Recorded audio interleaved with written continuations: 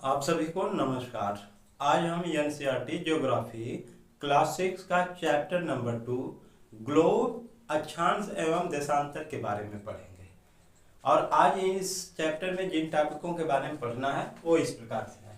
पहला है ग्लोब, अक्ष, विषुवत वृत्त, उत्तरी एवं दक्षिणी गोलार्ध, अक्षांश रेखाएं, उत्तरी अक्षांश रेखाएं, दक्षिणी अक्षांश रेखाएं, कर्क रेखा, मकर रेखा, उत्तरी ध्रुव वृत्त, दक्षिणी ध्रुव वृत्त, पृथ्वी के ताप कटिबंध, पहला उष्ण कटिबंध, दूसरा शीतोष्ण कटिबंध, तीसरा शीत कटिबंध, फिर देशांतर रेखा, देशांतर और समय। तो आइए लेक्चर को स्टार्ट करते हैं। ग्लोब, ग्लोब क्या होता है? ग्लोब पृथ्वी का छोटे रूप में एक वास्तविक प्रतिरूप होता है। ग्लोब क्या होता है? पृथ्वी का छोटे रूप में एक वास्तविक प्रतिरूप होता है। वास्तविक प्रतिरूप कैसे होता है? जैसे ये हमारा ग्लोब है, सॉरी पृथ्वी है। अब पृथ्वी पे जो भी चीजें जहां पे स्थित होंगी, झील, झरना, पहाड़, नदी, उसकी सटीक स्थिति इस ग्लोब पर दिखाई जाएगी। जिस जगह, जिस स्थान पे, जिस लैटिट्यूड और लॉन्गिट्यूड पे जो है कि चीजें यहाँ पृथ्वी पे मौजूद होंगी, वही चीजें एकदम सटीक स्थान पे जो है कि ग्लोब में भी दिखाई जाएंगी। इसलिए ग्लोब को हम पृथ्वी का छोटे रूप में वास्तविक प्रतिरूप कहते हैं। समझ में आया? चलिए अक्ष के बारे में पढ़ लेते हैं। अक्ष, आप देखेंगे कि ग्लोब में एक सुई झुकी हुई अवस्था में होती है। इसी को हम क्या बोलते हैं? अक्ष बोलते हैं। ग्लोब में एक सुई झुकी हुई अवस्था में होती है, जिसको हम अक्ष बोलते हैं। यह अक्ष, यह जो सुई है ग्लोब के दो बिंदुओं से होके जाती है। पहला ये है, दूसरा ये। तो ये वाले बिंदु को हम बोलते हैं उत्तरी ध्रुव वृत्त। उत्तरी ध्रुव, सॉरी उत्तरी ध्रुव, और इसको हम बोलते हैं दक्षिणी ध्रुव। क्या इसको बोलेंगे? दक्षिणी ध्रुव। ग्लोब पर यह सुई जिन दो बिंदुओं से होकर जाती है, उसमें ऊपर वाले को बोलते हैं उत्तरी ध्रुव और नीचे को बोलते हैं, हम क्या बोलते हैं? दक्षिणी ध्रुव बोलते हैं। ठीक है। अब हम विषुवत वृत्त की बात कर लेते हैं। विषुवत वृत्त, विषुवत वृत्त एक काल्पनिक रेखा होती है। विषुवत वृत्त क्या होता है? विषुवत वृत्त, यह क्या है? विषुवत वृत्त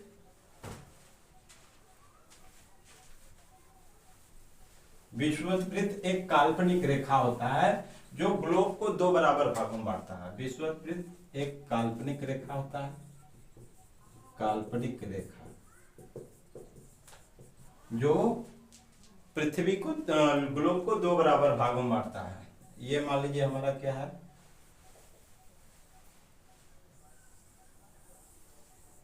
ये हो गया हमारा ग्लोब।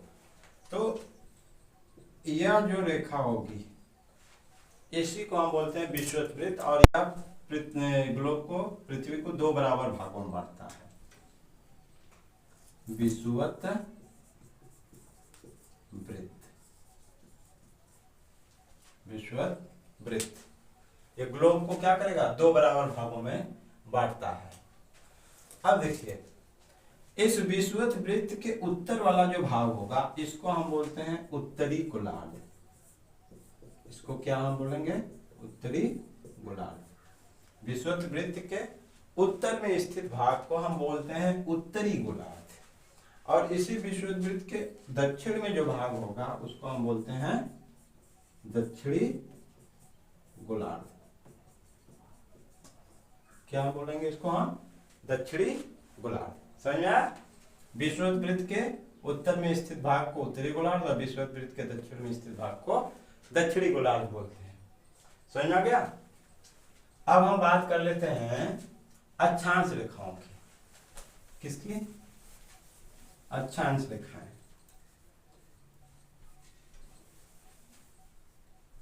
देखिए अक्षांश रेखाएं,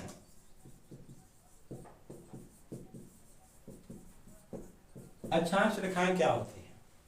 इस विषुवत, ये हमारा ग्लोब हो गया, ये हो गया हमारा विषुवत वृत्त हो गया, विषुवत वृत्त। अब विषुवत वृत्त से ध्रुवों तक, ये हो गया उत्तरी ध्रुव और ये हो गया हमारा दक्षिणी ध्रुव।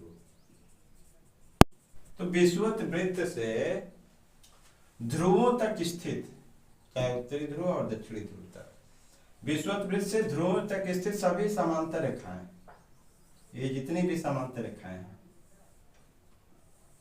इन्हीं को हम बोलते हैं अक्षांश रेखाएं। क्या हम बोलेंगे इनको? अक्षांश रेखाएं। विषुवत वृत्त से ध्रुवों तक, चाहे उत्तरी ध्रुव ले लीजिए चाहे दक्षिणी ध्रुव, तो विषुवत वृत्त से ध्रुवों तक स्थित सभी समांतर रेखाएं, इसके समांतर रेखाएं जो होंगी इसको हम बोलते हैं अक्षांश रेखाएं।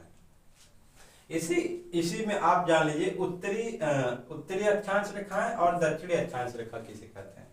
तो विषुवत वृत्त से उत्तर में जो अक्षांश रेखाएं मौजूद होंगी, ये सारी जितनी भी अक्षांश रेखाएं होंगी इसको हम बोलते हैं उत्तरी अक्षांश रेखाएं। उत्तरी अक्षांश रेखाएं, विषुवत वृत्त के उत्तर में स्थित सभी समांतर रेखाएं जो होंगी, अक्षांश रेखाएं जो होंगी, इसको हम बोलते हैं उत्तरी अक्षांश रेखाएं। और ठीक इसी प्रकार से विषुवत वृत्त से दक्षिण में जो स्थित अक्षांश रेखाएं होंगी इसको हम बोलेंगे दक्षिणी अक्षांश रेखाएं। दक्षिणी अक्षांश रेखाएं। समझ में आया? क्लियर है? चलिए अब हम बात कर लेते हैं कर्क रेखा की। किसकी हम बात करेंगे? कर्क रेखा। कर्क रेखा,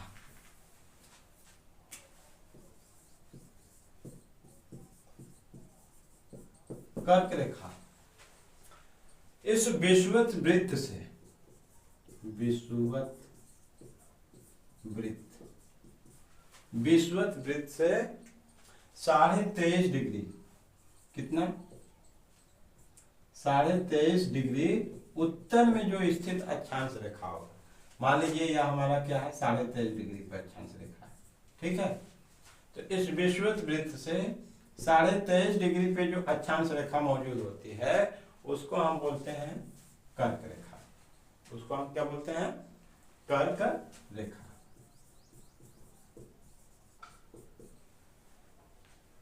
समझ गया? विषुवत वृत्त के उत्तर में 23.5 डिग्री पे जो अक्षांश रेखा मौजूद होता है उसको हम बोलते हैं कर्क रेखा। इसी में मकर रेखा जान लीजिए। मकर रेखा, मकर रेखा भी 23.5 डिग्री पर ही स्थित होता है, लेकिन किधर, कहां पे स्थित होता है? दक्षिणी अक्षांश में।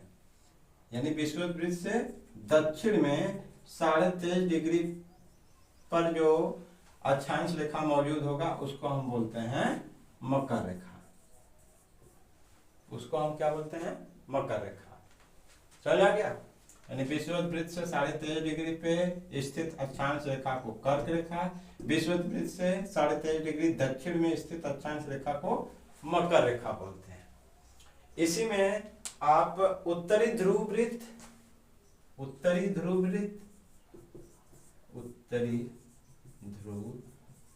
वृत्त भी जान लीजिए। देखिए विषुवत वृत्त से 66.5 डिग्री पे, मान लीजिए हमारा अक्षांश रेखा कहाँ स्थित है? 66.5 डिग्री उत्तर में। तो विषुवत वृत्त से 66.5 डिग्री उत्तर में जो स्थित अक्षांश रेखा होता है उसको हम बोलते हैं विषुवत वृत्त। उत्तरी ध्रुव वृत्त। उत्तरी ध्रुव वृत्त क्या हम बोलेंगे उसको? उत्तरी ध्रुव वृत्त। इसी प्रकार से विषुवत वृत्त से 66.5 डिग्री दक्षिण में, 66.5 डिग्री दक्षिण में जो अक्षांश रेखा मौजूद होगा उसे हम बोलते हैं दक्षिणी ध्रुव वृत्त। दक्षिणी ध्रुव वृत्त। समझ आ गया? एक बार फिर से समझ लीजिए। विषुवत वृत्त के उत्तर में 23.5 डिग्री पे जो अक्षांश रेखा मौजूद होगा उसको हम कर्क रेखा बोलते हैं। विषुवत वृत्त के ही दक्षिण में 23.5 डिग्री पे जो अक्षांश रेखा होगा उसको हम मकर रेखा बोलते हैं। विषुवत वृत्त के 66.5 डिग्री पे जो अक्षांश रेखा मौजूद होगा उसको हम उत्तरी ध्रुव वृत्त बोलते हैं। विषुवत वृत्त के दक्षिण में 66.5 डिग्री पे जो अक्षांश रेखा मौजूद होगा उसको हम दक्षिणी ध्रुव वृत्त कहते हैं। क्लियर है? ठीक है।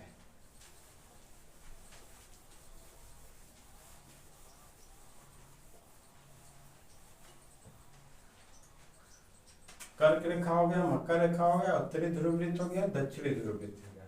अब पृथ्वी के ताप कटिबंध के बारे में पढ़ लेंगे। पहला हम पढ़ेंगे उष्ण कटिबंध। क्या हम पढ़ेंगे? उष्ण कटिबंध।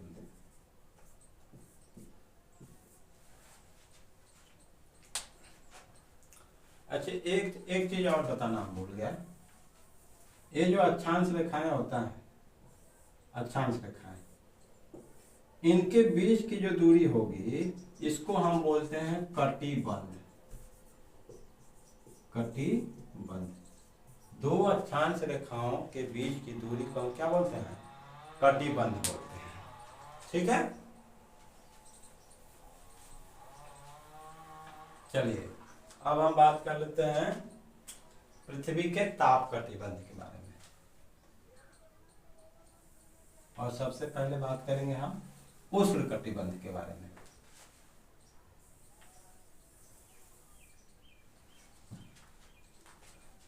ये हमारा हो गया विषुवत वृत्त।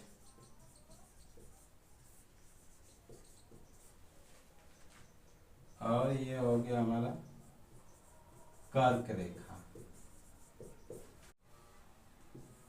ये हो गया उत्तरी ध्रुव वृत्त।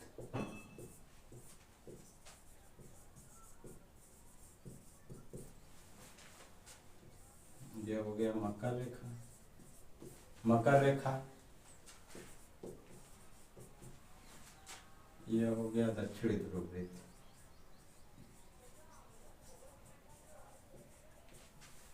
ये हो गया उत्तरी ध्रुव। ये हो गया दक्षिणी ध्रुव। देखिए, जो सूर्य है वह कर्क रेखा और मकर रेखा के बीच जितनी भी अक्षांश रेखाएं पड़ेंगी, कर्क रेखा और मकर रेखा के बीच जितनी भी अक्षांश रेखाएं होती हैं, सूर्य वर्ष में एक बार इन अक्षांश रेखाओं पर दोपहर के समय ठीक सिर के ऊपर होता है। और इसलिए इन अक्षांश रेखाओं पे सबसे अधिक ऊष्मा प्राप्त होती है। सबसे अधिक ऊष्मा प्राप्त होती है। यानी कर्क रेखा और मकर रेखा के बीच जितनी भी अक्षांश रेखाएं होती हैं, सूर्य उन अक्षांश रेखाओं पे एक बार जरूर सिर के ठीक ऊपर होता है, जिससे वहां अधिक ऊष्मा दोपहर के समय ठीक सिर के ऊपर होता है, जिससे बहुत अधिक ऊष्मा वहां प्राप्त होती है। इसलिए इस क्षेत्र को हम बोलते हैं उष्ण कटिबंध। इतना ये जो होगा कर्क रेखा और मकर रेखा के बीच का जो क्षेत्र होगा, इसको हम बोलते हैं उष्ण कटिबंध।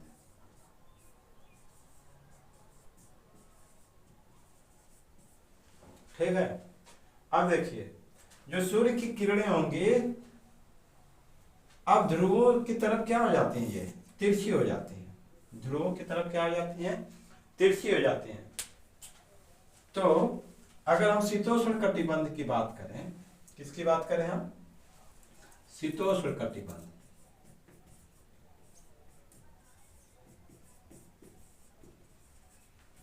शीतोष्ण कटिबंध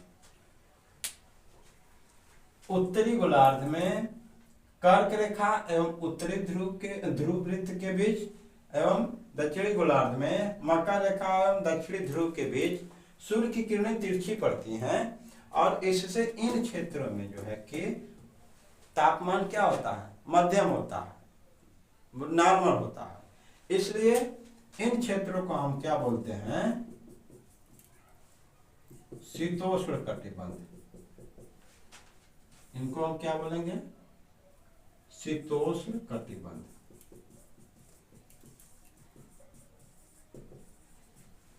यानी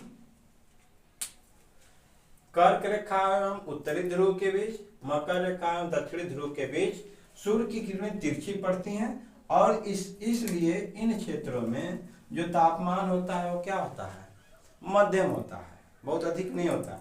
इसलिए इसको हम बोलते हैं शीतोष्ण कटिबंध। क्लियर है। अब हम बात कर लेते हैं तीसरा शीत कटिबंध की। शीत कटिबंध देखिए, सूर्य की जो किरणें होती हैं ध्रुव तक तिरछी होती जाती हैं, क्योंकि जो सूर्य है वो ध्रुवों के पास, ध्रुवों पर क्षितिज से, ये जो क्षितिज है इससे ऊपर आ ही नहीं पाता है। जब इससे ऊपर आ ही नहीं पाता है तो यहाँ जो है कि सूर्य की किरणें ही नहीं उतना, मतलब रोशनी, वहाँ गर्मी उतना नहीं पहुँच पाती है।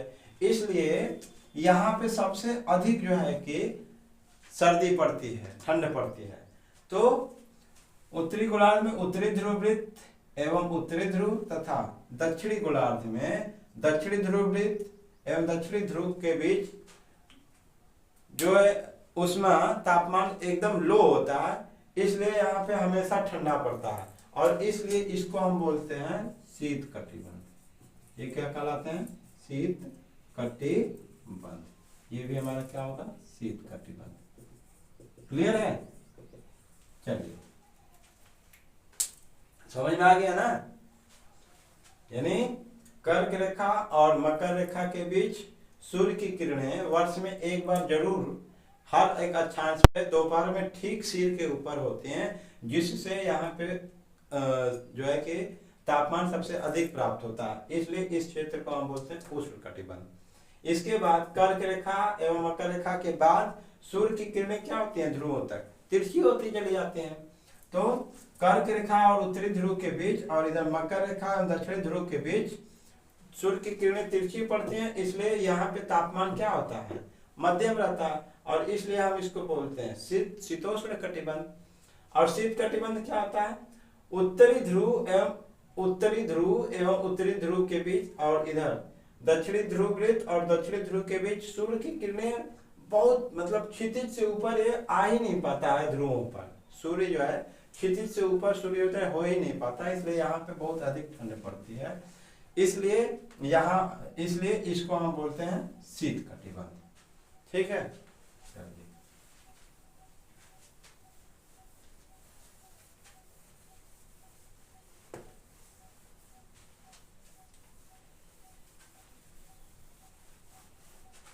अब हम बात कर लेते हैं देशांतर रेखा की।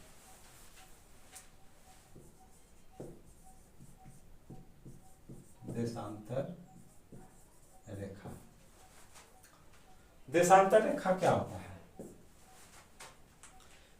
ये भी एक काल्पनिक रेखा होती है जो उत्तरी ध्रुव को दक्षिणी ध्रुव से जोड़ती है।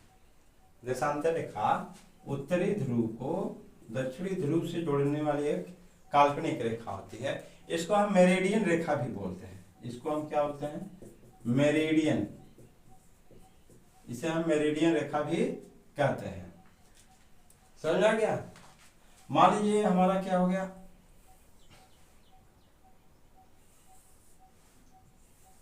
ये हमारा देशांतर रेखा हो गया। तो दो देशांतर रेखाओं के बीच की जो दूरी होती है उसको हम बोलते हैं गोरे। क्या बोलते हैं, गोरे। दो देशांतर रेखाओं के बीच की दूरी को क्या बोलते हैं, गोरे बोलते हैं। इनकी संख्या कितनी होती है, इनकी संख्या होती है 360। दो देशांतर रेखाओं देशांतर रेखाओं की कुल संख्या कितनी होती है, 60 होती है। और ये जो दो देशांतर रेखाएं एक दूसरे के समानांतर नहीं होते, एक दूसरे के समानांतर नहीं होती। दो देशांतर रेखाएं एक दूसरे के समानांतर नहीं होती। अच्छा, ग्रीनविच वेधशाला से, मान लीजिए ये हमारा देशांतर रेखा है जो ग्रीनविच वेधशाला से गुजर रहा है, इसको हम बोलते हैं प्रमुख यामोत्तर रेखा। प्रमुख यामोत्तर रेखा। ठीक है। ध्रुवों पे जो देशांतर रेखाएं होती हैं वो क्या होती हैं, मिल जाती हैं ध्रुवों पे, यहाँ पे और यहाँ पे। ये देशांतर रेखाएं, चाहे ये उत्तरी ध्रुव पे ले लीजिए चाहे दक्षिणी ध्रुव पर, तो ध्रुवों पे देशांतर रेखाएं क्या हो जाती हैं, मिल जाती हैं। अच्छा, ध्रुवों पे देशांतर रेखाएं क्या हो जाती हैं, मिल जाती हैं। और देशांतर रेखाओं के बीच की दूरी सबसे अधिक कहाँ पे होती है, तो विषुवत वृत्त पे होती है। विषुवत वृत्त पर दो देशांतर रेखाओं के बीच की दूरी, अगर इसके और इसके बीच की दूरी ले लीजिए, चाहे ये और ये ले लीजिए, दो देशांतर रेखाओं के बीच की दूरी सबसे अधिक कहाँ होती है, विषुवत वृत्त पर होती है। समझ में आ गया। अब हम बात कर लेते हैं देशांतर और समय की।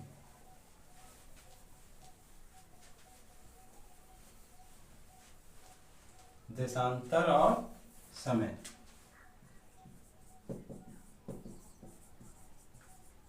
देशांतर रेखाओं से समय का निर्धारण कैसे होता है।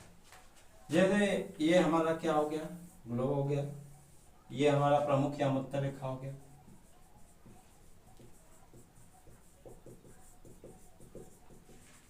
ठीक है, और इसकी वैल्यू होती है 0 डिग्री, ठीक है। तो प्रमुख या उत्तर से पूरब में जो पूरब में अगर समय की अगर हम बात करेंगे तो प्रमुख या उत्तर से जब हम पूरब की ओर बढ़ते हैं तो समय बढ़ता जाता है, और प्रमुख या उत्तर से अगर हम पश्चिम दिशा में चलते हैं, पश्चिम दिशा में, तो समय कम होता जाता है। ज्यादा और कम होता कैसे है वो उसको जान लीजिए। जैसे देखिए हमारा पृथ्वी जो है वह 24 घंटे में जो है कि 360 डिग्री घूम जाती है। 24 घंटे में कितना घूमी, 360 डिग्री, ठीक है। 1 घंटा में कितना घूमी, 15 डिग्री घूमी। और 4 मिनट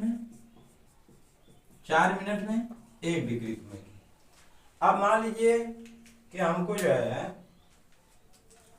15 डिग्री पे इस प्रमुख या उत्तर रेखा से 15 डिग्री आगे समय निकालना है कि कितने 15 डिग्री पे समय कितना होगा। तो देखिए क्योंकि 1 डिग्री घूमने पे वो 4 मिनट चल रही है, तो 15 डिग्री घूमने पे 15 डिग्री आगे जाने पे कितना चलेगी, 15 गुणित 4 बराबर 60 मिनट, यानी 1 घंटा। यानी प्रमुख या उत्तर रेखा से 15 डिग्री पर जो समय होगा वह दोपहर के 1 बजेगा, यानी जब यहाँ पे 12 बजेगा तो यहाँ कितना बजेगा, 1 बजेगा। समझ में आ गया। उसी तरह से अगर मान लीजिए हम 30 डिग्री पे निकालते हैं तो 30 डिग्री पे, तो 30 डिग्री पे कैसे निकालेंगे। अब एक डिग्री घूमने पर 4 मिनट चल रही है, तो 30 डिग्री चलने पे 30 गुणित 4 बराबर 120 मिनट, यानी 2 घंटा। यानी यहाँ पे अगर 12 बज रहा है तो यहाँ सीधा कितना बजेगा, 2 बजेगा। इस प्रकार से हम समय का क्या करते हैं, निर्धारण करते हैं। और इस प्रकार से आज का ये लेक्चर समाप्त होता है। अगले क्लास में हम ज्योग्राफी एनसीईआरटी का चैप्टर नंबर 3 स्टार्ट करेंगे। नमस्कार।